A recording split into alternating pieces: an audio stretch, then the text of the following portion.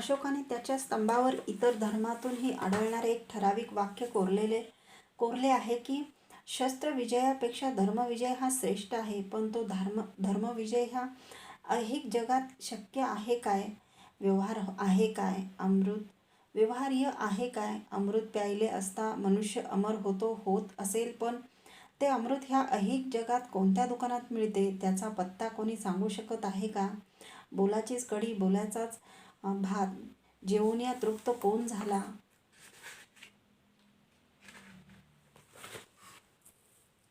ज्या साम्राज्यीय अपार साधनांच्या सत्तेच्या आणि संपत्तीच्या आधारामुळे सम्राट अशोक साऱ्या भारतात आणि त्यावेळच्या परराष्ट्रातही धर्मविजय हा शस्त्रविजयापेक्षा श्रेष्ठ आहे असे उपदेशित होता, ते त्याचे साम्राज्यच त्या चाणक्य चंद्रगुप्तांनी उभारलेल्या प्रबळनी अजेय अशा चतुरंग सैन्याच्या शस्त्रबळानेच काय ते संपादिलेले नव्हते काय? आणि अशोक सिंहासनावर येताच जर ते चतुरंग सैन्यबळ सारेच्या सारे बुद्धधर्मी होऊन शस्त्रत्याग करून आणि ऐत खाऊ भिक्षू होऊन विहारातून घोरत पडते, तर स्वतः अशोकच सम्राट म्हणून एक क्षणभर तरी टिकू शकला असता का?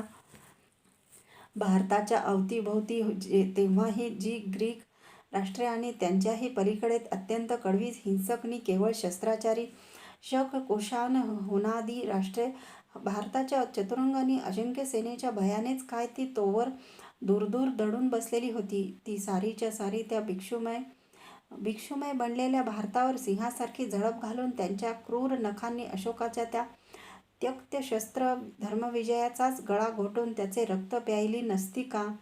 पण ही जर तरची चर्चाच करण्याचे कारण नाही. भारतीय क्षात्रवृत्तीचा नायनाट करू पाहणाऱ्या केवळ अशोकाच्याच नव्हे, तर माझ्या संन्यस्त खड्ग नाटकात वर्णिल्याप्रमाणे स्वतः बुद्धाच्याच उपदेशाचा वस्तुतः तसा परिणाम भारताच्या दुर्दैवाने त्या काळीच भारताला भोगावा लागला आहे.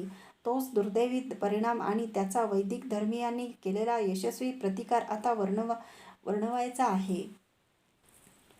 धर्माची नव्हे तर त्यांच्या राजकारणाविषयक परिणामांची चर्चा. हे वर्णन करताना वैदिक किंवा बौद्ध धर्मातील तत्त्वांची किंवा त्याच्या कर्मकांडातील यज्ञ याग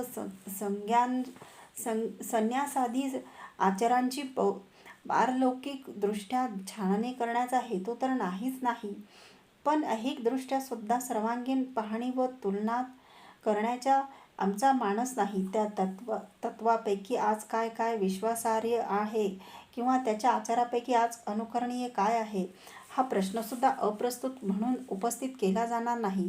ह्या पुस्तकात त्या काळी ह्या इतर धर्मातील मतांचे त्यांच्या अनुयायांच्या कृत्याचे भारताच्या त्या काळाच्या राजकीय जीवनावर जे राष्ट्रीय आणि राजकारणविषयक परिणाम घडले त्यांची चर्चा काय ती करण्याचा आमचा मानस आहे. कारण तसे ऐतिहासिक विश्लेषण केल्यावाचून त्या इतिहासाचे धागेदोरे उलगडता येणेच अशक्य आहे. अशोकाच्या मृत्यूनंतर स्वतःच्या धर्मनिष्ठेप्रमाणे लोककल्याणार्थ शेवटपर्यंत झटणारा हा पुण्यश्लोक सम्राट अशोक इसवी पूर्व 232 मध्ये वारला. त्याचा अंत हाच हा भव्यतम भारतीय मौर्य साम्राज्याच्या अंताचा आरंभ ठरला.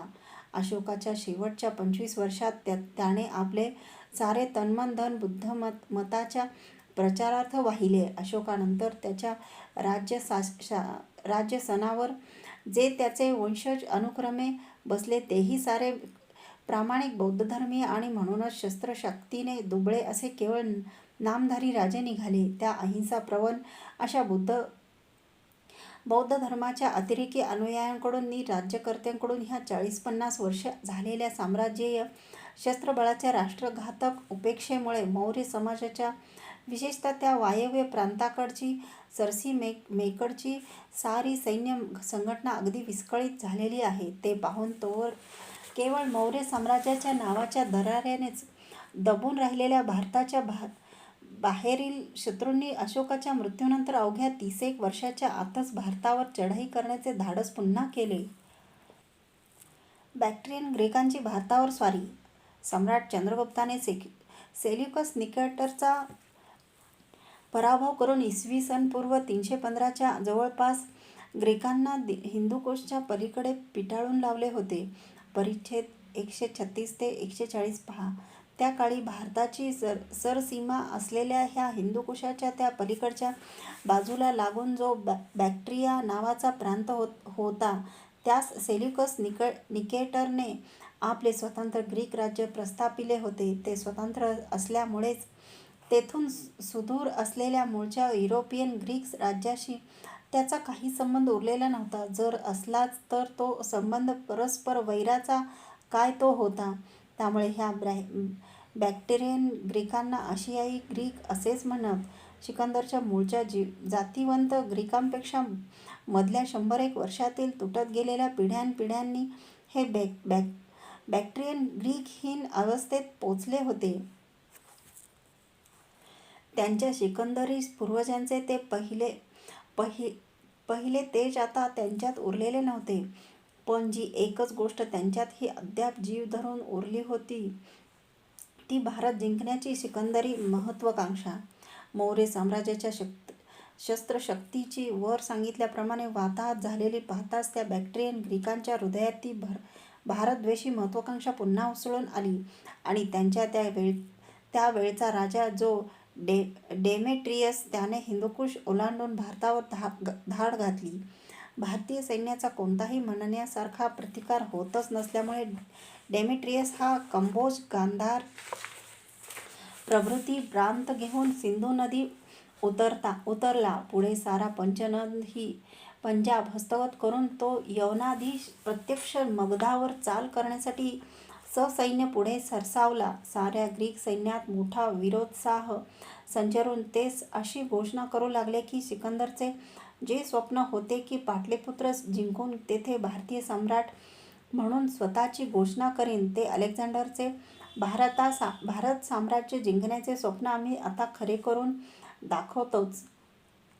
पंचनदादी प्रांतात भारतीय वीरवृत्तीचा ऱ्हास अकस्मात का झाला, हे केवढे आश्चर्य आहे की ज्या हिंदुकुशापासून सिंधाती प्रांतात 100-125 वर्षापूर्वी सिकंदर सेल्युकस सारखा जगद्विख्यात ग्रीक सेनानीच्या सैन्याच्या स्वाऱ्याच्या त्या प्रांतातील भारतीय क्षत्रियांनी, गणराज्यांनी, सैनिकांनी आणि जनतेने बोजवारा उडवून त्यांना मागे पिटाळून दिली. त्याच पराक्रमी भारतीय प्रांतांना ह्या बॅक्ट्रियन ग्रीकांसारख्या दुर्बलतर नि अधःपतित अशा आशियाई ग्रीकांनी असे केवळ चालता चालता जिंकून घ्यावे.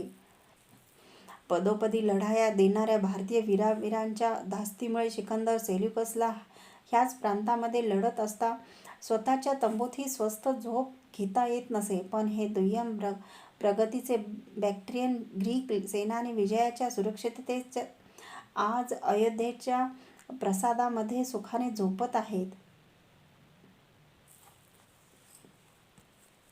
अशोकाने बौद्ध धर्म स्वीकारल्यानंतर 30-40 वर्षातच डेमेट्रियसची ही ग्रीक स्वारी झाली. मध्यंतरीच्या ह्या 30-40 वर्षातच त्या गांधार, पंचनदादी, झुंजार प्रांतातील भारतीय प्रतिकार शक्तीचा वीरवृत्तीचा इतका ऱ्हास अकस्मात कसा झाला? अशी कोणती विशेष घटना ह्या 30-40 वर्षात घडली की जिच्यामुळे हा भारतीय वीरवृत्तीचा ऱ्हास अपरिहार्य ठरावा? सिकंदर सेल्युकसच्या ग्रीक सैन्यापेक्षा हे डेमेट्रियसच्या सेनापतित्वाखाली चालून आलेले बॅक्ट्रियन ग्रीक सैन्य काय अधिक पराक्रमी होते? मुळीच नव्हे. उलट ते स्वतःच मानित असत की त्यांचे सिकंदर सेल्युकसच्या वेळचे पूर्वज त्यांच्यापेक्षा अधिक पराक्रमी आणि जवळजवळ दैविक योग्यतेचे होते. म्हणजेच अशा हीनतर आणि दुर्बलतर यवनांनी त्या प्रांतातून भारतीयांना नुसते चालता चालता जे यावेळी जिंकले ते सिकंदरच्या कालापेक्षा भारत शत्रू ग्रीकांचे बळ वाढले म्हणून नव्हे, तर तिकडच्या भारतीयांच्याच प्रतिकार शक्तीचा वीरवृत्तीचा भयंकर ऱ्हास झाला असला पाहिजे म्हणूनच होय.